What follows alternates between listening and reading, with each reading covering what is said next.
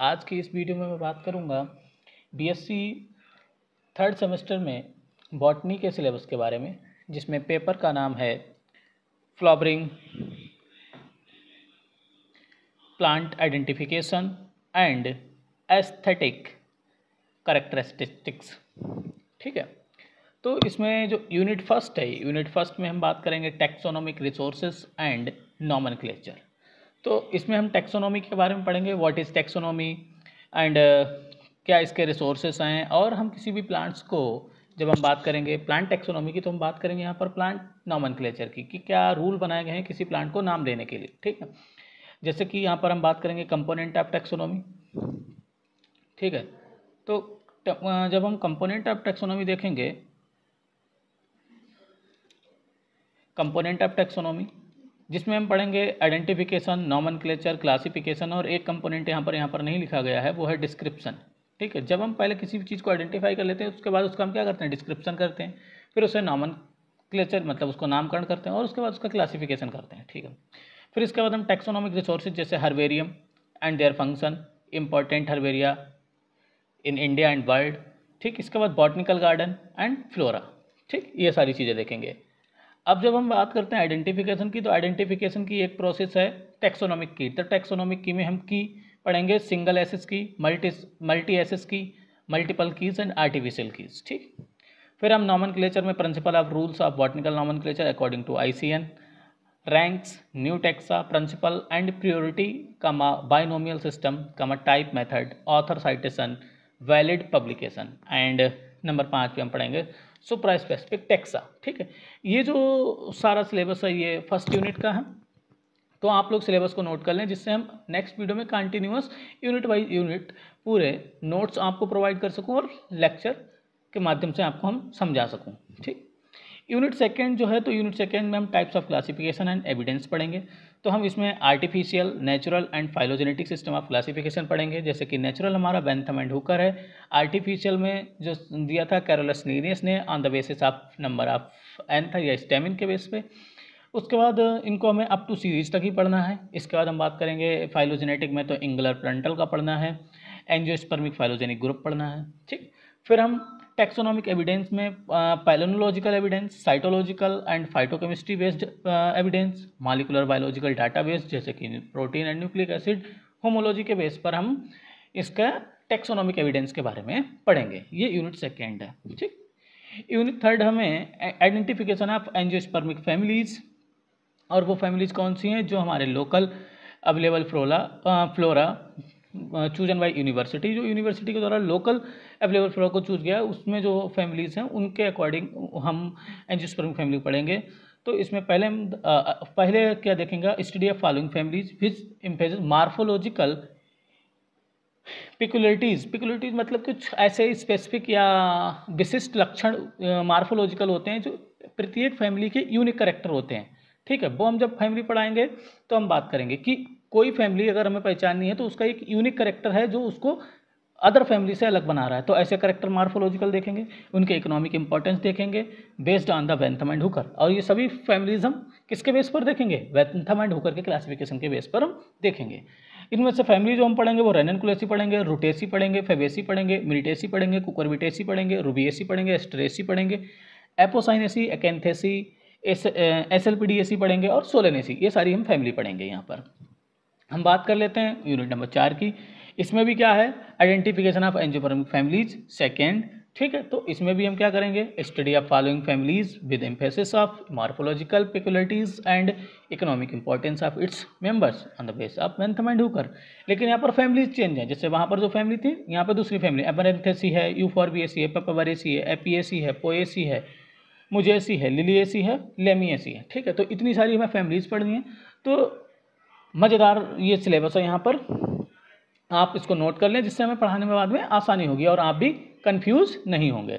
ठीक है, unit number 5 में हम बात करेंगे modern trend in taxonomy. Modern trend in taxonomy में हम बात करेंगे brief idea on phenetics, biometrics, cladistic approaches, और उसमें हम पढ़ेंगे monophyletic group, polyphyletic group, paraphyletic group, plesiomorphy and apomorphy.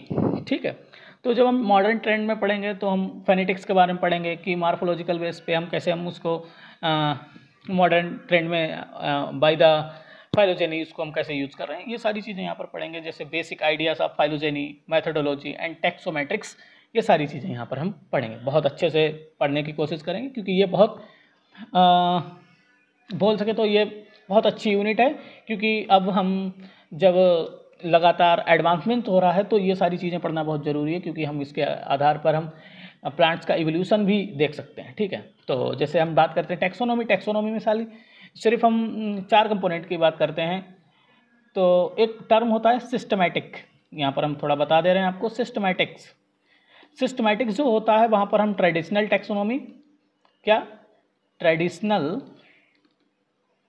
Taxonomy plus phylogeny को देखते हैं। फाइलोजेनी बोले तो इवोल्यूशनरी हिस्ट्री को देखते हैं। और इवोल्यूशनरी हिस्ट्री किसी प्लांट की हम कैसे निकालते हैं, जब हम उसके मॉडर्न ट्रेंड में हम जब फेनेटिक्स पढ़ेंगे, उसकी क्लेडिस्टिक अप्रोचेज पढ़ेंगे। क्लेडिस्टिक अप्रोचेज में मोनोफाइलेटिक ग्रुप मतलब कि जब सिस्टर टेक्सा एक ही उसमें होते हैं, एक ही नोड से जब सिस्टर टेक्सा निकलते हैं तो उसे हम मोनोफाइलेटिक बोलेंगे। ठीक है, उसे हम सिस्टर टेक्सा बोलते हैं। ठीक है, ऐसे पॉलीफाइलेटिक हो गया, पैराफाइलेटिक हो गया। ठीक है, प्लीजियोमॉर्फी मतलब कि बोले तो रिवर्स करेक्टर, मतलब कि जो जैसे एपो मतलब होता है एडवांस करेक्टर। ठीक है, और प्लीजियो मतलब होता है कि जो पहले करेक्टर थे उनमें, ठीक है, रिवर्स करेक्टर बोल देते हैं उनको। Basic ideas of phylogeny, methodology and taxometrics, ये सारी चीज़ें यहाँ पर हम देखेंगे। यूनिट नंबर 6 में हम बात करेंगे tools and software in plant identification. Plant identification में कौन से टूल और सॉफ्टवेयर यूज़ करते हैं। GIC मतलब कि जियोग्राफिकल इंफॉर्मेशन सिस्टम, हमें जैसे GIC टैग लगा देते हैं। ठीक है, इसके बारे में यहाँ पर देखेंगे। इसके बाद फ्री फाइलोजेनेटिक सॉफ्टवेयर, जिसके द्वारा हम फाइलोजेनेटिक ट्री बनाते हैं और प्लांट्स के बीच में रिलेशनशिप देखते हैं कि ये आपस में कितने क्लोजली रिलेटेड हैं। ठीक है, कैसे हम बनाते हैं, वो सारे सॉफ्टवेयर की बात करेंगे, जहाँ पर PAUP को देखेंगे। डिजिटल टेक्सोनोमी में हम E-फ्लोरा को देखेंगे। इसके बाद हम बात करेंगे डिस्क्रिप्शन लैंग्वेज फॉर टेक्सोनोमी, जैसे कि delta, internet directory for botany, ये सारी चीज़ें इस यूनिट में देखेंगे। ये भी इंपॉर्टेंट यूनिट है और बहुत ही एडवांसमेंट यूनिट है। ठीक है, हम बात करेंगे यूनिट नंबर 7 की, computer uses and Android applications. हम टेक्सोनोमी में इनका कैसे यूज कर सकते हैं, या अपने बायोलॉजिकल क्षेत्र में इनका कैसे यूज कर सकते हैं। जैसे कि MS ऑफिस में हम पावर पॉइंट कैसे बनाएं, या पावर पॉइंट का यूज़ कैसे कर सकते हैं। माइक्रोसॉफ्ट एक्सेल का कैसे यूज़ करें, माइक्रोसॉफ्ट एक्सेल का बहुत ज़्यादा यूज़ होता है, रिसर्च के क्षेत्र में तो बहुत ज़्यादा इसका यूज़ होता है। इसके बाद हम बात करते हैं डाटा एंट्री की, graphs, aggregate function, formula, function numbers, systems and convergence device, secondary storage media, GPS tagging. ठीक है, जियोग्राफिकल पोजीशन सिस्टम मतलब कहाँ पर वो चीज़ लोकेटेड है, उसके बारे में हम GPS सिस्टम के बारे में देखते हैं। प्लांट आइडेंटिफिकेशन ऐप देखते हैं कि हम किस माध्यम, जैसे कोई प्लांट हम आइडेंटिफाई नहीं कर रहे हैं तो उस ऐप के द्वारा हम उसको स्कैन करेंगे, जैसे स्कैनर होता है, स्कैन करेंगे वो बता देगा कि ये प्लांट ये है। ठीक है, अगर नहीं दिखा पा रहा तो हम कुछ सोचेंगे कि हो सकता है ये नया कोई प्लांट हो। ठीक, तो इसी प्रकार हम काम करते हैं। इसके बाद हम बात करते हैं यूनिट नंबर 8 में हम बात करेंगे एस्थेटिक करेक्टरिस्टिक्स ऑफ प्लांट्स। ठीक है, तो इसमें एस्थेटिक करेक्टरिस्टिक्स ऑफ प्लांट पढ़ेंगे।